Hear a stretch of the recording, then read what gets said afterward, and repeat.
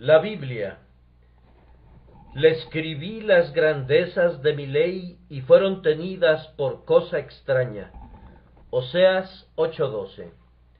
Esta es la queja de Dios en contra de Efraín.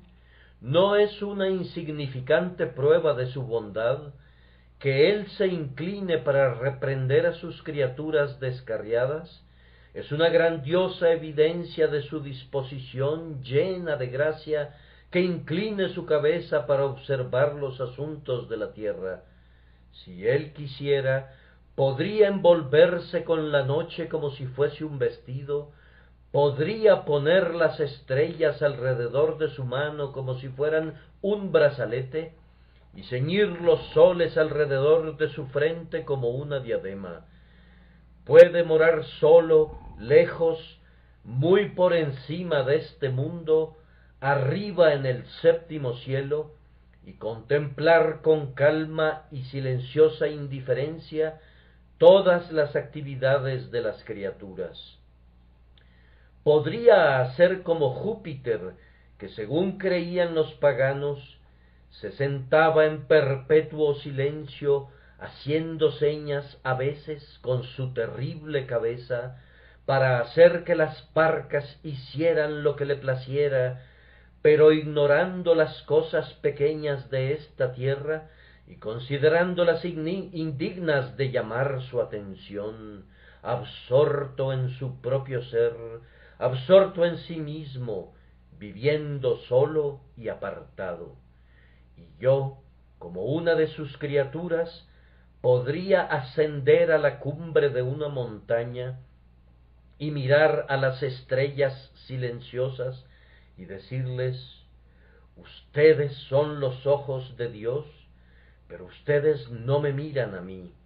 La luz de ustedes es un don de su omnipotencia, pero esos rayos no son sonrisas de amor para mí.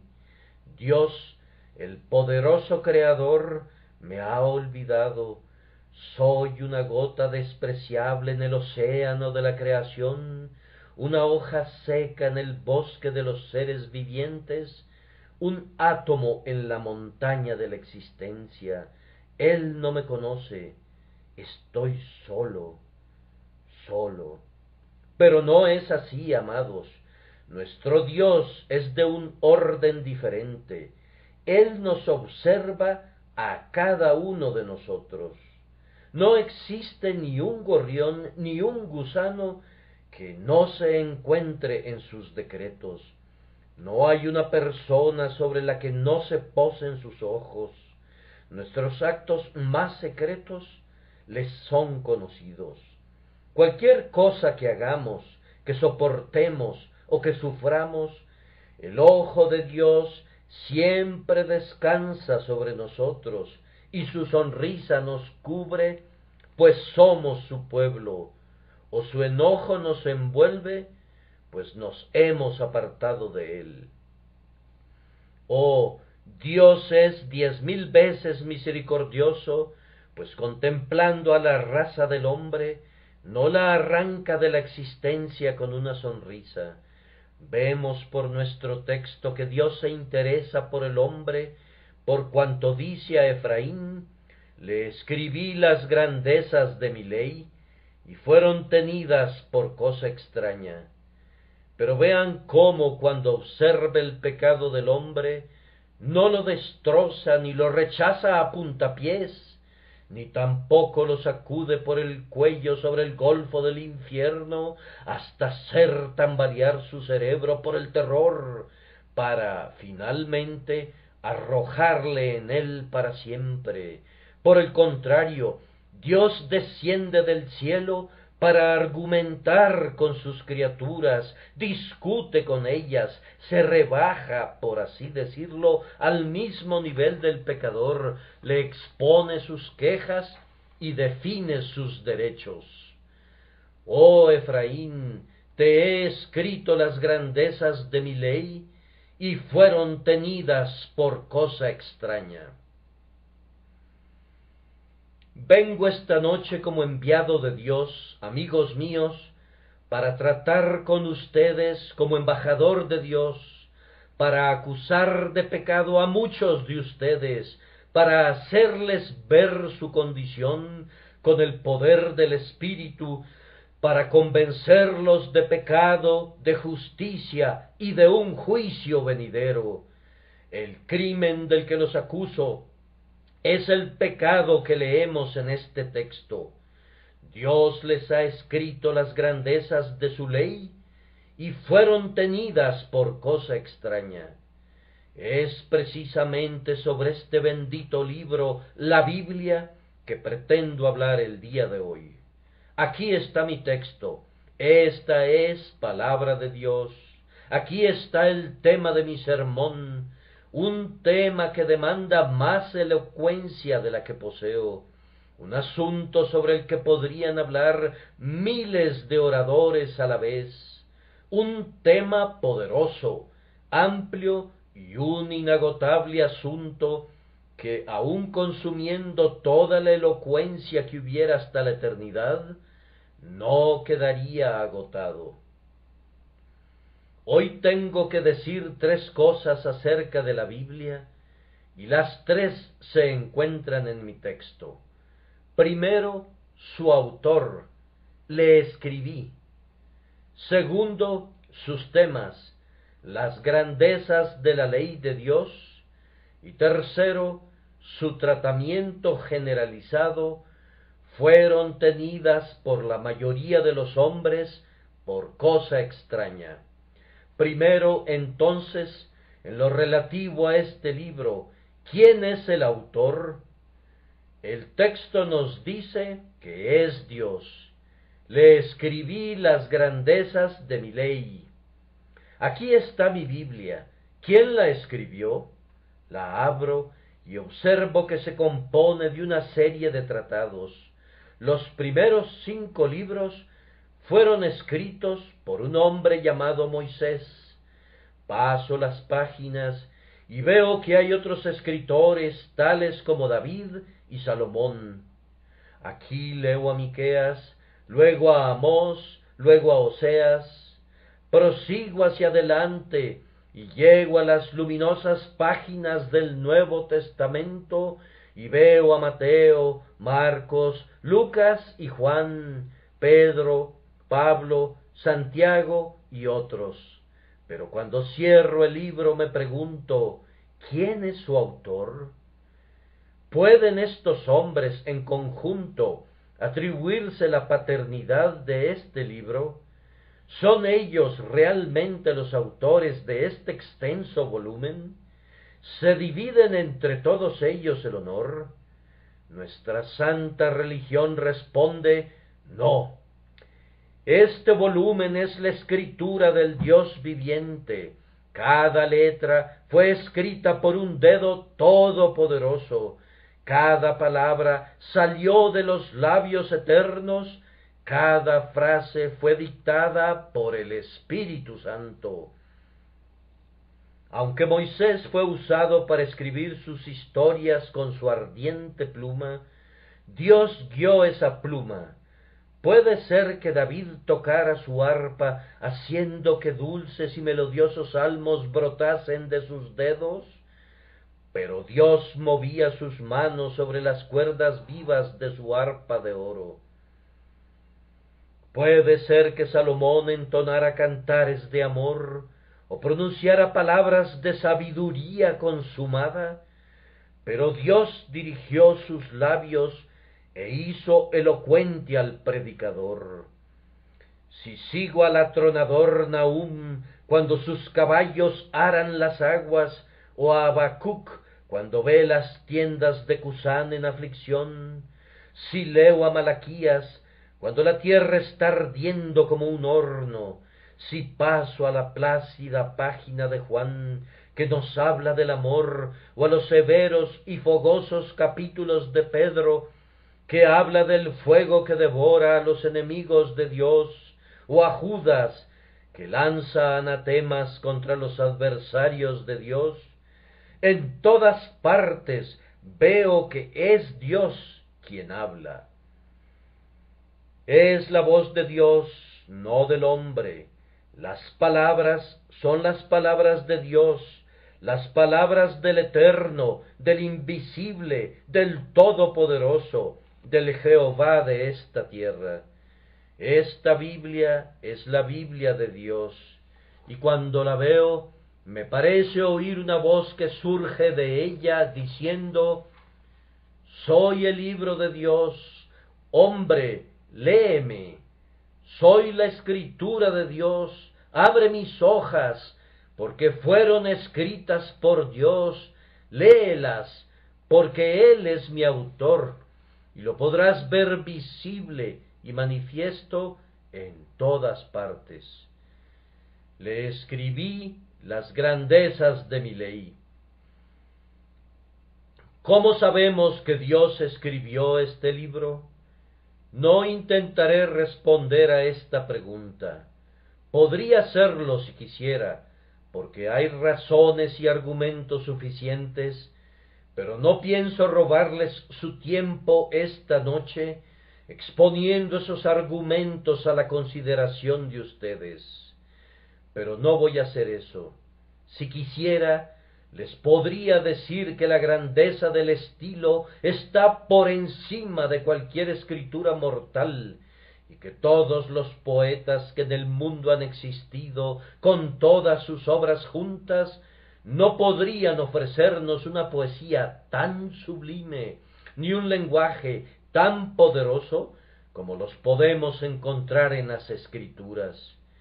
Quisiera insistir en que los temas que se tratan en la Biblia están más allá del intelecto humano, que el hombre nunca hubiera podido inventar las grandes doctrinas de una Trinidad en la deidad, que el hombre nunca hubiera podido decirnos nada de la creación del universo.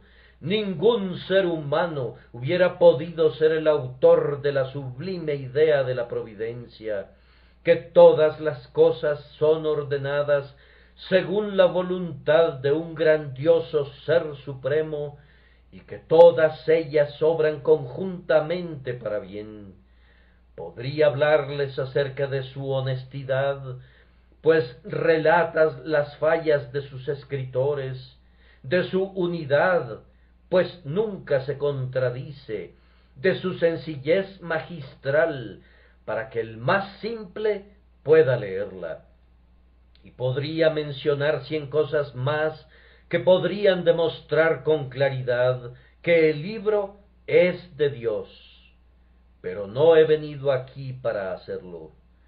Soy un ministro cristiano, y ustedes son cristianos, o profesan serlo, y ningún ministro cristiano necesita sacar a luz argumentos de los paganos para rebatirlos. Es la insensatez más grande del mundo.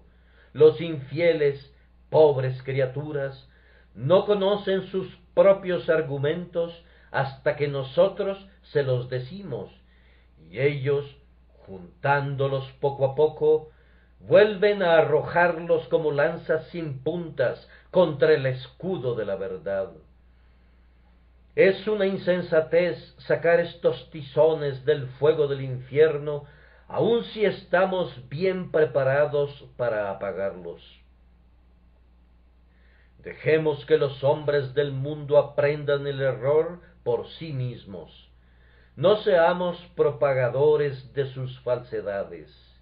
Es cierto que hay predicadores que, no contando con los suficientes argumentos, los sacan de cualquier parte, pero los hombres elegidos del propio Dios no necesitan hacer eso.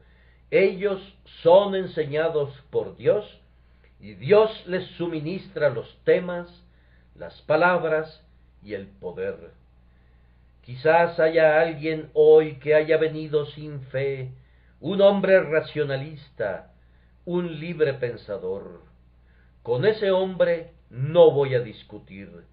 Confieso que no estoy aquí para participar en controversias, sino para predicar lo que conozco y siento.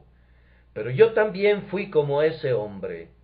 Hubo una mala hora en mi vida cuando solté el ancla de mi fe, Yo corté el cable de mis creencias, y no queriendo estar ya por más tiempo al abrigo de las costas de la revelación, dejé que mi nave anduviera a la deriva, impulsada por el viento. Dije a la razón, sé tú mi capitán. Dije a mi propio cerebro, sé tú mi timón. Y así comencé mi loco viaje. Gracias a Dios, ya todo eso terminó. Pero les contaré su breve historia. Fue una navegación precipitada por el tempestuoso océano del libre pensamiento. Conforme avanzaba, los cielos empezaron a oscurecerse, pero para compensar esa deficiencia, las aguas eran brillantes con fulgores esplendorosos. Yo veía que volaban chispas agradables y pensé, si esto es el libre pensamiento, es algo maravilloso. Mis pensamientos parecían gemas, y yo esparcía estrellas con mis dos manos. Pero pronto, en lugar de aquellos fulgores de gloria, vi horrendos demonios, fieros y terribles, surgiendo de las aguas, y conforme proseguía, ellos rechinaron sus dientes haciendo gestos burlones, se aferraron a la proa de mi barco y me arrastraron, mientras yo, en parte, me sentía feliz por la velocidad a la que iba, pero, sin embargo, me estremecía por la rapidez terrífica con la que dejaba atrás los viejos pilares de mi fe. Conforme seguía avanzando a una velocidad espeluznante, comencé a dudar hasta de mi propia existencia, dudaba que el mundo existiera, dudaba que hubiera tal cosa como mi propio yo. Llegué al borde del mismo de los dominios sombríos de la incredulidad, me fui hasta el fondo mismo del mar de la infidelidad. Dudaba de todo. Pero aquí Satanás se engañó a sí mismo, porque la propia extravagancia de las dudas me demostró lo absurdo de ellas. Justo cuando vi el fondo de ese mar, escuché una voz que decía, ¿acaso esta duda puede ser verdad? A causa de este pensamiento volví a la realidad, me desperté de ese sueño de muerte que, sabe Dios, podría haber condenado mi alma y destruido mi cuerpo si no hubiese despertado. Cuando me levanté, la fe tomó el timón. A partir de ese momento ya no dudé. La fe condujo mi barca de regreso. La fe gritaba, lejos de aquí, lejos de aquí. Arrojé mi ancla en el Calvario, alcé mis ojos a Dios, y heme aquí vivo y fuera del infierno. Por tanto, yo digo lo que sé. He navegado en ese peligroso viaje, he regresado a puerto sano y salvo. Pídanme que sea otra vez un incrédulo. No, ya lo probé. Fue dulce al principio, pero amargo después. Ahora, atado al Evangelio de Dios más firmemente que nunca, parado sobre una roca más dura que el diamante, desafío los argumentos del infierno a que me muevan, porque yo sé a quién he creído, y estoy seguro que es poderoso para guardar mi depósito para aquel día. Pero no voy a refutar ni a argumentar esta noche. ¿Ustedes profesan ser hombres cristianos? Pues de lo contrario no estarían aquí. Aunque la profesión de ustedes bien puede ser falsa, lo que ustedes dicen ser puede ser exactamente lo contrario de lo que realmente son. Pero aun así, yo supongo que todos ustedes admiten que esta es la palabra de Dios. Voy a compartir un par de pensamientos al respecto, le escribí las grandezas de mi ley. Primero, amigos míos, examinen este volumen y admiren su autoridad. Este no es un libro común, no contiene los dichos de los sabios de Grecia, ni los discursos de los filósofos de la antigüedad. Si estas palabras hubieran sido escritas por el hombre, podríamos rechazarlas, pero, déjenme pensar un pensamiento solemne, que este libro es la letra de Dios, que estas son sus palabras. Déjenme investigar su antigüedad, está fechado en las colinas del cielo. Permítanme que mire sus letras, lanzan destellos de gloria en mis ojos. Déjenme leer sus capítulos, su significado es grandioso y contienen misterios escondidos. Vayamos a las profecías, están llenas de inefables maravillas. Oh libro de los libros, ¿y fuiste tú escrito por mi Dios?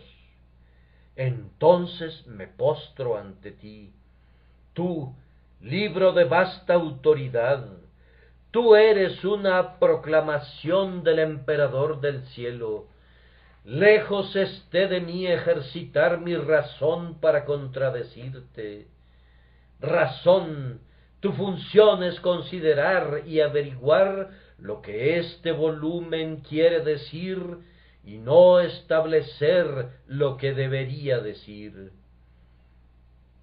Vamos ustedes, mi razón y mi intelecto, siéntense y escuchen, porque estas palabras son las palabras de Dios.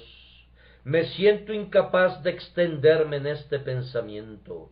Oh, si ustedes pudieran recordar siempre que esta Biblia fue verdadera y realmente escrita por Dios. Oh, si se les hubiera permitido entrar a las cámaras secretas del cielo y hubieran podido contemplar a Dios cuando tomaba su pluma y escribía estas letras, entonces con seguridad las respetarían. Pero son efectivamente el manuscrito de Dios, tanto como si ustedes hubieran visto a Dios escribiéndolas. Esta Biblia es un libro de autoridad, es un libro autorizado, pues lo escribió Dios. Oh, tiemblen, tiemblen, no sea que alguien lo desprecie, observen su autoridad, porque es la palabra de Dios. Entonces, puesto que Dios la escribió, notemos su veracidad. Si yo la hubiera escrito, habría críticos gusanos que de inmediato la atropellarían y la cubrirían con sus larvas malvadas. Si yo la hubiera escrito, no faltarían hombres que la destrozarían de inmediato y tal vez con mucha razón. Pero esta es la palabra de Dios. Acérquense ustedes, críticos, y encuéntrenle alguna falla. Examínenla desde su Génesis hasta su Apocalipsis y encuéntrenle un error. Esta es una veta de oro puro sin mezcla de ninguna sustancia terrena. Esta es una estrella sin mancha, un sol de perfección, una luz sin sombra, una luna sin su palidez, una gloria sin penumbra.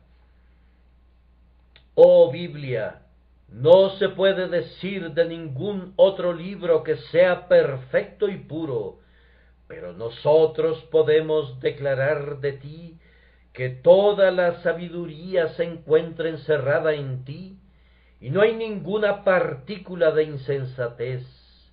Este es el juez que pone fin a toda discusión allí donde la inteligencia y la razón fracasan. Este libro no tiene mancha de error, sino que es puro, sin mezclas, la verdad perfecta. ¿Por qué? Porque Dios lo escribió. Acusen a Dios de error si quieren. Díganle que su libro no es lo que debería ser.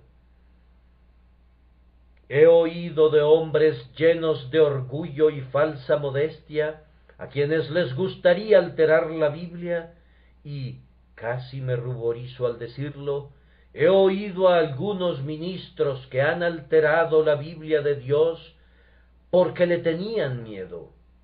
Nunca han oído decir: el que creyere y fuere bautizado será salvo, mas el que no creyere, ¿qué dice la Escritura? ¿Será condenado? Pero sucede que esto es algo rudo, por lo tanto ellos dicen: será desaprobado. Caballeros, eliminen el terciopelo de sus bocas y prediquen la palabra de Dios. No necesitamos ninguna de sus alteraciones. He escuchado a personas que, orando, en vez de decir: hacer firme vuestra vocación y elección, dicen: hacer firme vuestra vocación y salvación. Es una lástima que no hubieran nacido cuando Dios moraba en los tiempos remotos, hace mucho, mucho tiempo, para que hubieran podido enseñarle a Dios cómo escribir. Oh, deshonestidad más allá de todo límite. Oh, orgullo desmedido, tratar de dictar al sabio de los sabios, de enseñar al omnisciente y de instruir al eterno. Es extraño que haya hombres tan viles que usen el cortaplumas de escriba de Joacim para mutilar pasajes de la palabra, porque tienen mal sabor. Oh, ustedes que sienten aversión por ciertas porciones de la Santa Escritura, tengan la certeza que su gusto es corrompido y que la voluntad de Dios no se sujeta a la pobre opinión de ustedes. Tu desaprobación es precisamente la razón por la que Dios la escribió, porque no se debe acomodar a ti, ni tienes derecho a ser complacido. Dios escribió lo que a ti no te gusta, escribió la verdad. Oh, postrémonos en reverencia ante ella, pues Dios la inspiró, es pura verdad. De esta fuente mana aqua vitae, el agua de vida, sin ninguna partícula de tierra. De este sol nacen rayos de esplendor sin sombra alguna. Bendita Biblia, tú eres toda la verdad. Bendita Biblia, tú eres toda verdad. Antes de dejar este punto, detengámonos a considerar la misericordia de Dios al habernos escrito una Biblia. Él podía habernos dejado sin ella, que anduviéramos a tientas nuestro camino de tinieblas, como los ciegos palpan buscando la pared. Podía habernos dejado en nuestro extravío, con la estrella de la razón como nuestra única guía. Recuerdo una historia del señor Hume, quien constantemente afirmaba que la luz de la razón es suficiente en abundancia. Estando en casa de un buen ministro de Dios una noche, había estado discutiendo sobre este asunto, manifestando su firme convicción en la suficiencia de la luz de la naturaleza. Al salir, el ministro le ofreció una vela para que se pudiera alumbrar al bajar las escaleras. Él dijo: no, la luz de la naturaleza será suficiente, con la luna me bastará. Pero ocurrió que una nube estaba ocultando a la luna y cayó escaleras abajo.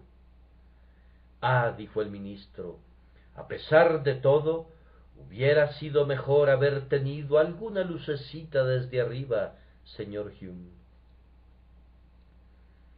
Entonces, aun suponiendo que la luz natural fuera suficiente, sería mejor que tuviéramos un poco de luz desde arriba, y de esta manera estaríamos seguros de estar en lo correcto. Es mejor tener dos luces que una. La luz de la creación es muy brillante. Podemos ver a Dios en las estrellas. Su nombre está escrito con letras de oro en el rostro de la noche. Pueden descubrir su gloria en las olas del océano, sí, y en los árboles del campo. Pero es mejor leer en dos libros que en uno.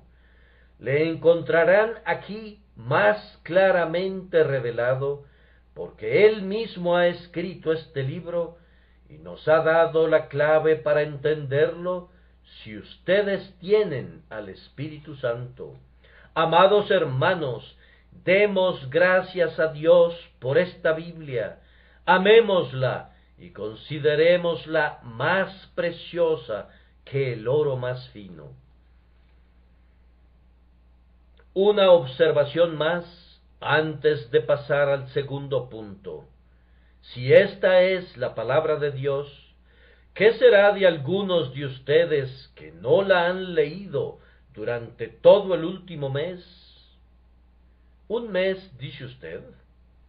Yo no la he leído durante todo este último año. Ay, y muchos de ustedes no la han leído nunca. La mayoría de la gente trata la Biblia muy cortésmente. Tienen una edición de bolsillo bellamente encuadernada, la envuelven en un pañuelo blanco y así la llevan al lugar del culto. Cuando regresan a casa, la guardan en un cajón hasta el siguiente domingo por la mañana. Entonces la vuelven a sacar para un paseo y la llevan a la capilla. Todo cuanto la pobre Biblia recibe es este paseo dominical. Ese es su estilo de entretener a este mensajero celestial. Hay suficiente polvo sobre algunas de las Biblias de ustedes como para escribir condenación con sus propios dedos. Muchos de ustedes ni siquiera la han hojeado desde hace mucho tiempo. ¿Y qué piensan? Les digo palabras duras, pero son palabras verdaderas. ¿Qué dirá Dios finalmente? Cuando vayan a su presencia, Él preguntará, ¿leíste mi Biblia? No. Te escribí una carta de misericordia. ¿La leíste? No. Rebelde, te envié una carta invitándote a venir. ¿La leíste alguna vez? Señor, nunca rompí el sello. Siempre la guardé bien cerrada. Desdichado, dice Dios, entonces tú mereces el infierno. Si te envié una epístola de amor y ni siquiera quisiste romper el sello, ¿qué haré contigo? Oh, no permitan que eso les suceda a ustedes. Sean lectores de la Biblia, sean escudriñadores de la Biblia. Nuestro segundo punto es los temas de los que trata la Biblia. Las palabras del texto son estas: le escribí las grandezas de mi ley.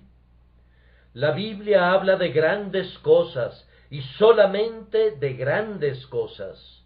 No hay nada en esta Biblia que no sea importante. Cada versículo contiene un solemne significado y si todavía no lo hemos encontrado, esperamos hacerlo. Ustedes han visto a las momias cubiertas de vendas. Bien, la Biblia de Dios es algo parecido. Hay numerosos rollos de lino blanco tejidos en el telar de la verdad, de manera que tendrán que continuar desenvolviendo rollo tras rollo, hasta encontrar el verdadero significado de lo que está escondido, y cuando crean haberlo hallado, aún continuarán desentrañando las palabras de este maravilloso volumen por toda la eternidad. No hay nada en la Biblia que no sea grandioso. Permítanme dividir para ser más breve. Primero, todas las cosas en esta Biblia son grandiosas. Segundo, algunas cosas son las más grandiosas de todas. Todas las cosas de la Biblia son grandiosas. Algunas personas piensan que no importa la doctrina que uno crea, que da lo mismo asistir a una iglesia o a otra, que todas las denominaciones son iguales. Hay un ser, la señora Intolerancia, a la que detesto más que a nadie en el mundo y a la que jamás he hecho ningún cumplido ni he elogiado. Pero hay otra persona a la que odio igualmente.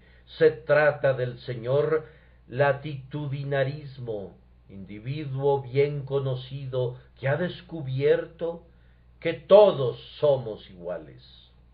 Ahora, yo creo que una persona puede ser salva en cualquier iglesia. Algunas han sido salvas en la iglesia de Roma, unos pocos hombres benditos cuyos nombres podría citar aquí. También sé, bendito sea Dios, que grandes multitudes son salvas en la iglesia de Inglaterra. En ella hay una hueste de sinceros y piadosos hombres de oración. Creo que todas las ramas del protestantismo cristiano tienen un remanente según la elección de gracia y necesitan tener, algunas de ellas, un poco de sal, pues de lo contrario se corromperían. Pero cuando me digo, ¿se imaginan que las coloco a todas al mismo nivel? ¿Están todas igualmente en lo cierto? Una dice que el bautismo de infantes es correcto, otras afirman que no es correcto. Algunos dicen que ambas tienen razón, pero yo no lo veo así. Una enseña que somos salvos por la gracia soberana, otra dice que no, sino que es nuestro libre albedrío el que nos salva. Con todo, otros dicen que las dos están en lo cierto. Yo no lo entiendo así. Una dice que Dios ama a su pueblo y nunca dejará de amarlo. Otra afirma que no amó a su pueblo antes de que ese pueblo lo amara, que unas veces lo ama y otras deja de amarlo volviéndole la espalda. Ambas pueden tener razón en lo esencial, pero nunca cuando una dice sí y otra no. Para verlo así necesitaría unos lentes que me ayudaran a ver hacia atrás y hacia adelante al mismo tiempo. No puede ser, señores, que ambas tengan razón, a pesar de que hay quien dice que las diferencias no son esenciales.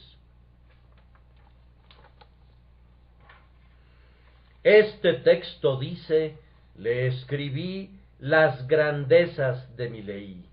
No hay nada en la Biblia de Dios que no sea grandioso. ¿Se han detenido a pensar alguna vez cuál es la religión más pura? Oh, dicen, nunca nos hemos molestado con eso. Nosotros simplemente vamos donde nuestro padre y nuestra madre fueron. Ah, esa es ciertamente una razón muy profunda. Ustedes van donde sus padres fueron. Yo creía que ustedes eran gente sensata y nunca pensé que se dejaran llevar por otros en vez de por su propia convicción. Yo amo a mis padres sobre todo lo que respira, y el solo hecho de que creyeran que una cosa es verdad me ayuda a pensar que lo es. Pero yo no les he seguido. Pertenezco a una denominación diferente y doy gracias a Dios por ello. Puedo recibirlos como hermanos y hermanas en Cristo, pero nunca pensé que, porque ellos fueran una cosa, yo tenía que ser lo mismo. Nada de eso. Dios me dio un cerebro y debo utilizarlo. Y si ustedes tienen algún intelecto, deben usarlo también. Nunca digan que no importa. Claro que importa. Todo cuanto Dios ha escrito aquí es de importancia eminente. Él jamás hubiera escrito algo que fuera indiferente. Todo cuanto hay aquí tiene un valor. Por lo tanto, escudriñen todos los temas, prueben todo por la palabra de Dios. No tengo ninguna objeción en que lo que yo predique sea aprobado por este libro. Denme solamente un auditorio imparcial y ningún favor especial, y este libro, y si digo algo contrario a él, voy a retractarme de eso el domingo siguiente. Por esto me mantengo firme o caigo. Busquen y miren, pero nunca digan no importa. Cuando Dios dice algo, siempre es de importancia. Pero aunque todas las cosas en la palabra de Dios son importantes, no todo es importante en la misma medida. Hay ciertas verdades vitales y fundamentales que deben ser creídas, o de lo contrario el hombre no podría ser salvo. Si quieren saber qué es lo que deben creer para ser salvos, encontrarán las grandezas de la ley de Dios entre estas cubiertas. Todas están contenidas aquí. Como compendio o resumen de las grandezas de la ley, recuerdo lo que dijo una vez un viejo amigo mío: predica las 3 R's y Dios siempre te bendecirá. Yo pregunté, ¿qué son las 3 R's? Y él me respondió: ruina, redención y regeneración. Estas 3 cosas contienen la esencia y el todo de la teología. R de ruina. Todos fuimos arruinados en la caída, todos nos perdimos cuando Adán pecó, y todos estamos arruinados por nuestras propias transgresiones. Todos estamos arruinados por nuestros corazones perversos, por nuestros malos deseos, y todos estaremos arruinados a menos que la gracia nos salve. Luego está la segunda R de redención. Somos redimidos por la sangre de Cristo, un cordero sin mancha ni contaminación. Somos rescatados por su poder, somos redimidos por sus méritos y rescatados por su fuerza. A continuación tenemos la R de regeneración. Si queremos ser perdonados, tenemos también que ser regenerados, porque nadie puede ser partícipe de la redención sin ser regenerado. Podemos ser tan buenos como queramos y servir a Dios según lo imaginemos, según queramos. Pero si no hemos sido regenerados, si no tenemos un corazón nuevo, si no nacemos de nuevo, todavía estamos en la primera R, esto es, en la ruina. Esto es un pequeño resumen del Evangelio, pero creo que hay otro mejor en los 5 puntos del calvinismo. Elección conforme al conocimiento previo de Dios, la natural depravación y pecaminosidad del hombre, la redención particular por la sangre de Cristo, el llamamiento eficaz por el poder del Espíritu y la perseverancia final por el poder de Dios. Para ser salvos debemos creer estos 5 puntos, pero no me gustaría escribir un credo como el de Atanasio, que empieza así: todo aquel que quiera ser salvo deberá creer en primer lugar la fe católica, la cual es esta. Al llegar a este punto tendría que detenerme, porque no sabría cómo continuar. Sostengo la fe católica de la Biblia, toda la Biblia y nada más que la Biblia. No me corresponde redactar credos, sino que les suplico que escudriñen las Escrituras, porque ellas son la palabra de vida. Dios dice: le escribí las grandezas de mi ley. ¿Dudan de su grandeza? ¿Creen que no son dignas de la atención de ustedes? Hombre, piensa un momento. ¿Dónde te encuentras ahora? He aquí, en un estrecho trozo de tierra, en mitad de 2 mares sin límites, 1 pulgada de tiempo, el espacio de un momento, puede alojarme en aquel lugar celestial o encerrarme en el infierno. Recuerdo que una vez estaba yo en la playa, en una estrecha franja de tierra, sin preocuparme que la marea pudiera subir. Las olas lavaban constantemente a ambas orillas, y envuelto en mis pensamientos, permanecí allí por largo rato. Cuando quise regresar, me encontré ante una dificultad. Las olas habían cortado el camino. De la misma manera, todos nosotros caminamos cada día por una estrecha senda, y hay una ola que sube más y más. Vean cuán cerca está de sus pies, y otra ola se estrella a cada tic-tac del reloj. Nuestros corazones, como sordos tambores, están redoblando marchas fúnebres camino de la tumba.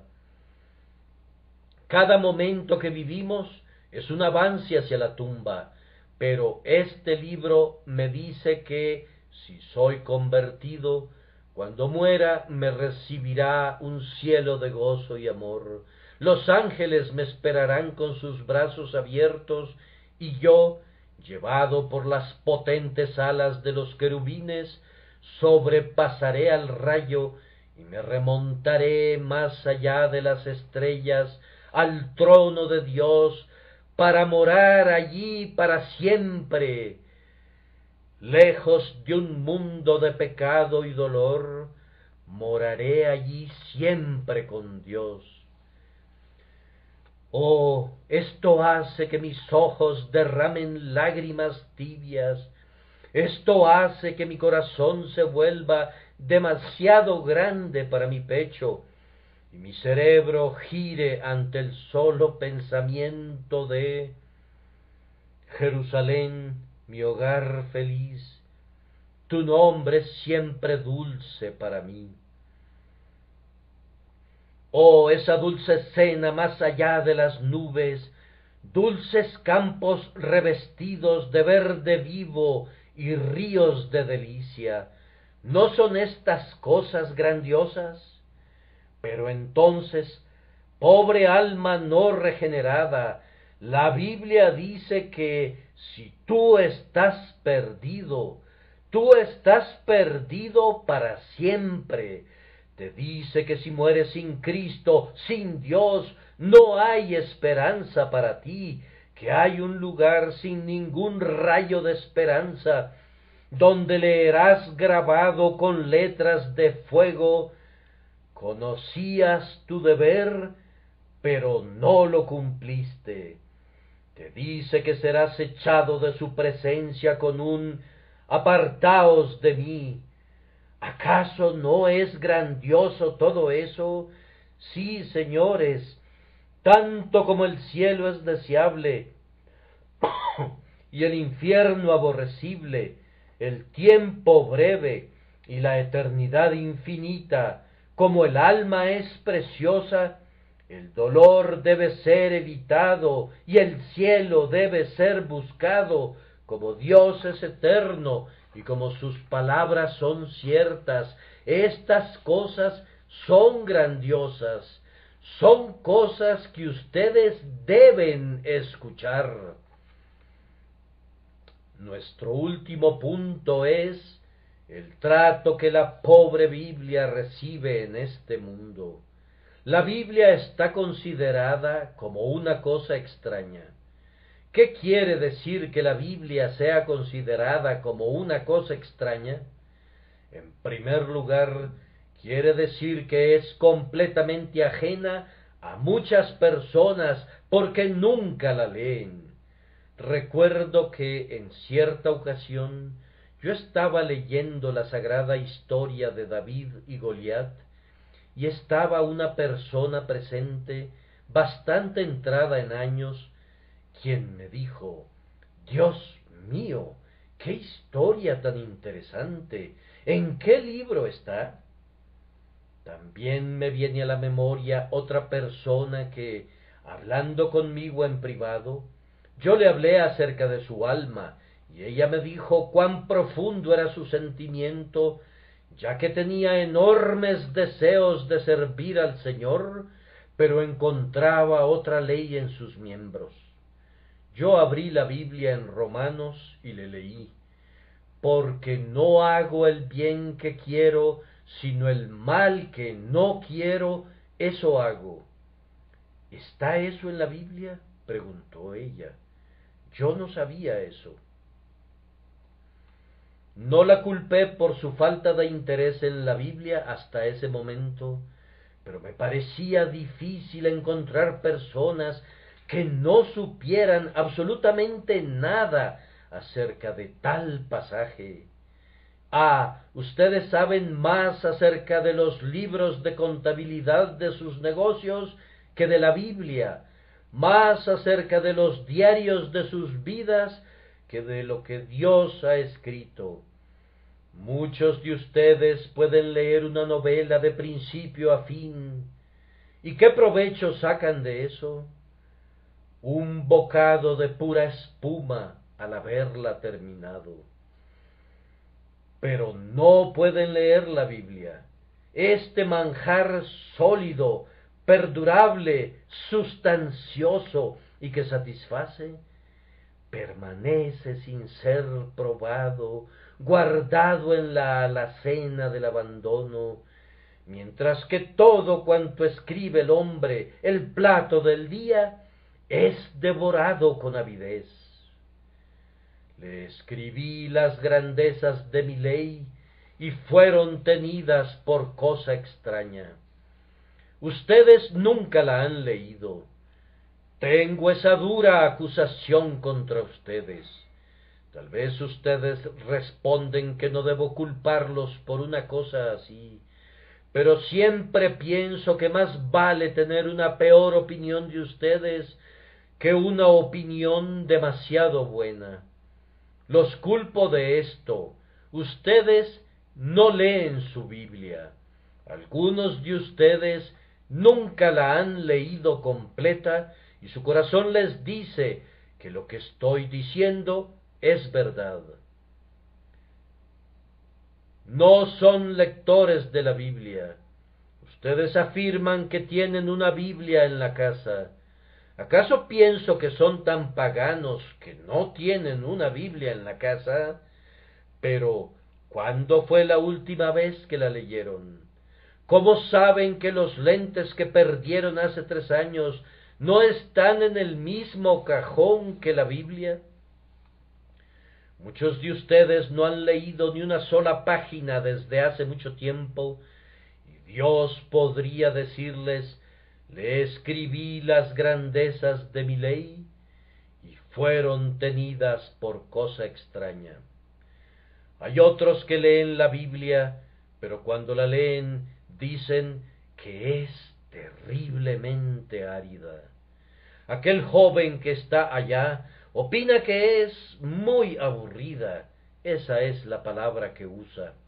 Él nos cuenta, mi madre me dijo, cuando vayas a la ciudad, lee un capítulo cada día. Y yo se lo prometí para complacerla. Ojalá no lo hubiera hecho. No leí ningún capítulo ni ayer ni anteayer. Estuve muy ocupado, no pude evitarlo. Tú no amas la Biblia, ¿verdad? No, no encuentro en ella nada interesante. Ah, eso es lo que yo pensaba también. No hace mucho tiempo yo no podía ver nada en ella. ¿Sabes por qué? Porque los ciegos no pueden ver. Pero cuando el Espíritu tocó las escamas de mis ojos, éstas se cayeron, y cuando Él pone colirio en los ojos, entonces la Biblia se vuelve preciosa. Recuerdo a un ministro que fue un día a visitar a una señora ya anciana, y se propuso llevarle el consuelo de algunas de las preciosas promesas de la palabra de Dios. Buscando, encontró en la Biblia de la señora, escrito al margen, una P, y preguntó, ¿qué significa esto? Esto quiere decir preciosa, señor.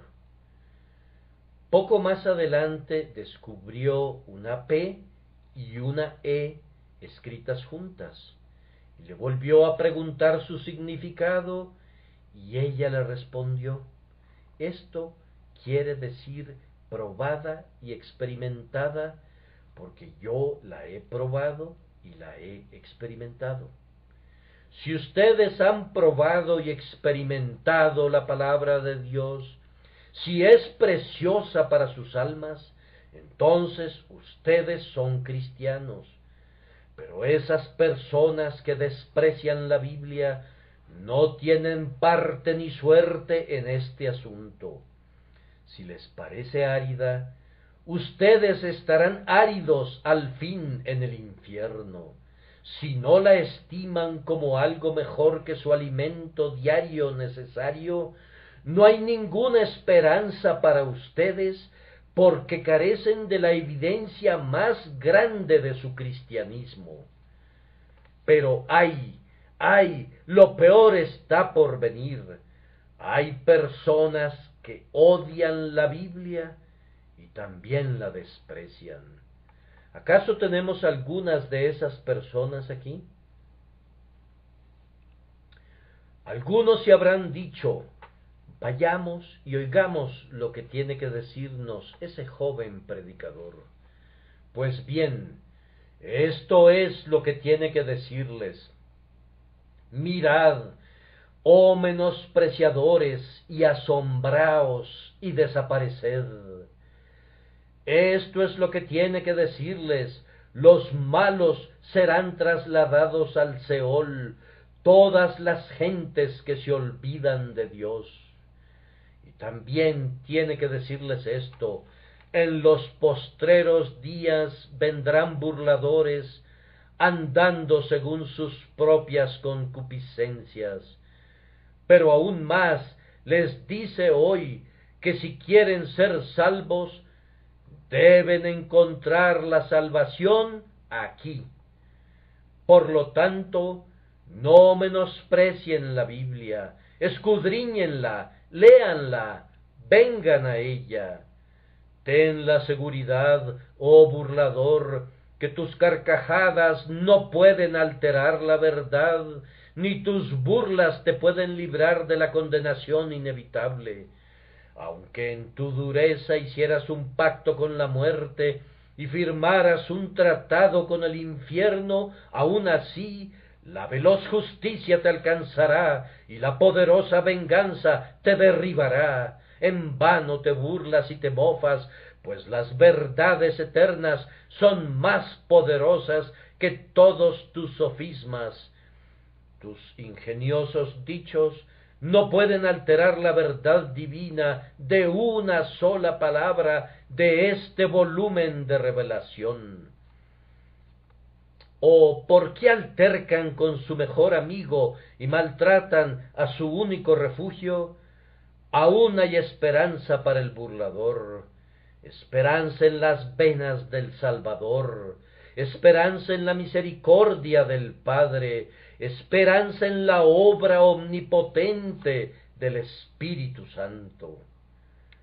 Una palabra más y terminaré. Mi amigo, el filósofo, dice que está muy bien que yo exhorte a la gente a leer la Biblia, pero que hay otras muchas ciencias grandiosas más interesantes y útiles que la teología. Muy agradecido, señor, por su opinión. ¿A qué ciencia se refiere usted? ¿A la ciencia de disecar escarabajos y coleccionar mariposas? No, ciertamente no es a esa. ¿A la ciencia de analizar las rocas y de tomar muestras de la tierra y hablarnos de sus diferentes estratos? No, tampoco a esa precisamente. ¿A qué ciencia, pues? Él me responde, todas las ciencias en general son más importantes que la Biblia. Ah, señor, esa es su opinión, y habla de esa manera porque está lejos de Dios, pues la ciencia de Jesucristo es la más excelente de las ciencias. Que nadie deje la Biblia porque no es un libro culto y de sabiduría. Lo es. ¿Quisieran saber de astronomía? Está aquí. Ella habla del sol de justicia y de la estrella de Belén. ¿Quieren saber de botánica? Está aquí. Ella habla de unas plantas de renombre, el lirio de los valles y la rosa de Sarón. ¿Quieren saber de geología y mineralogía? Pueden aprender eso en la Biblia. Pueden leer acerca de la roca de los siglos y de la piedrecita blanca con un nombre nuevo grabado, el cual ninguno conoce, sino aquel que lo recibe. ¿Quieren estudiar historia? Aquí están los anales más antiguos del género humano.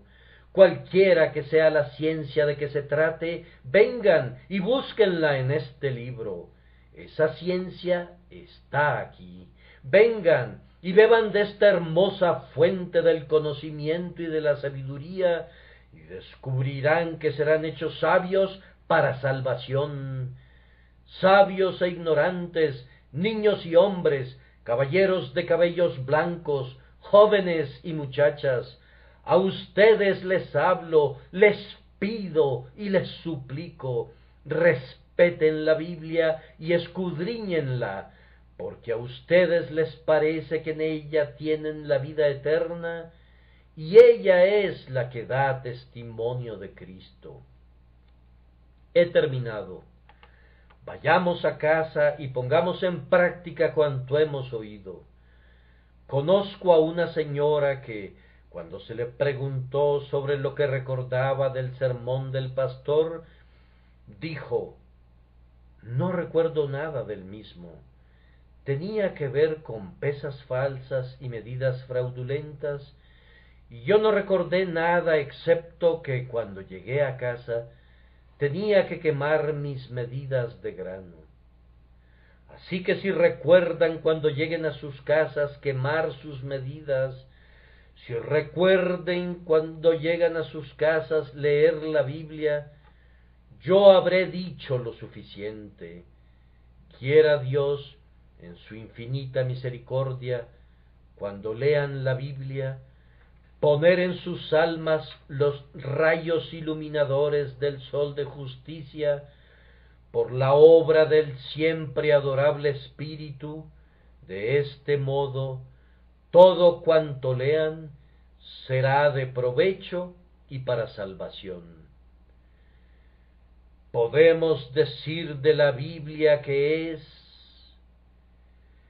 el escaparate del consejo revelado, en donde la felicidad y el dolor están colocados de tal manera que todo hombre sabe qué le corresponderá si interpreta todo correctamente. Es el índice de la eternidad, no podrá dejar de recibir la eterna felicidad quien se guíe por este mapa, ni puede equivocarse quien hable por él. Es el libro de Dios, quiero decir, el Dios de los libros, y pido que el que mire con enojo esa expresión como demasiado aventurada, ahogue sus pensamientos en silencio hasta encontrar otra.